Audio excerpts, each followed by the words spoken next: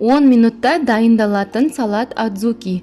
Өте дәмді және тез дайындалады. Құрамында фасолі бар. Сіздердің мейрамдық дастарханыңызға арналған әсем салат. Каналға қош келдіңіздер. Сіздермен бірге Инка Максовна. Құрамына кіретін өнімдер қарапайым және өте тез дайындалады. Сіздің көп уақытыңызды алмайды. Каналға тіркеліп, қоңыраушаны басып қойыңыз. Сол кезде жаңадан видеоларды жіберіп алмайсыз.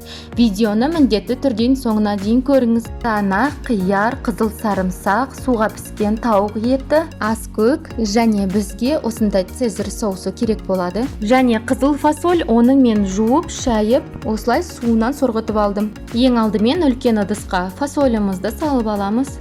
Суға піскен тауық етін үлкен осындай 4 пішті қылып тураймыз. Дәл видеодағыдай. Фасольдің үстіне қосып саламыз. Келесі қызыл сарымсақты алдын ала жуып аршып алдым. Оны да жартылай сақина ретінде жұқа қылып тураймыз. Туралған өнімдердің үстіне қосамыз.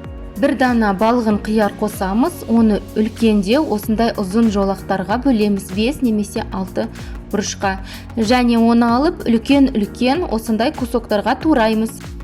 Келесі 2 дана қызанақ қосамыз. Оны да жуып шайып, осындай үлкен жарты сақиналарға бөліп турап, біздің салатымызға қосамыз.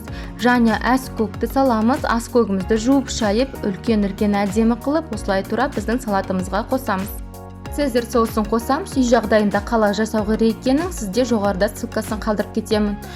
Оның барлығын салатымызға қосып, жақсылап, езіп алмай, салатымызды араластырамыз. Енді бұл салатты 10 минутқа тоңазытқышқа қойып қойыңыз, өзіне дәмі кіруі үшін.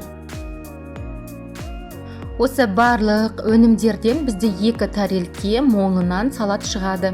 Әсем тарелкелерімізге салып, оны безендіреміз. Міне біздің мейрамымызға арналған өте дәмді, оңай және тез жасалынатын адзука салатымыз дайын.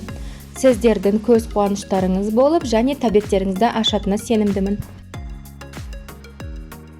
Видеоны соңында дейін көргеніңізге рахмет. Міндетті түрде каналға тіркеліп, еңбегімді бағалап, пікіріңізді қалдырып кетіңіз.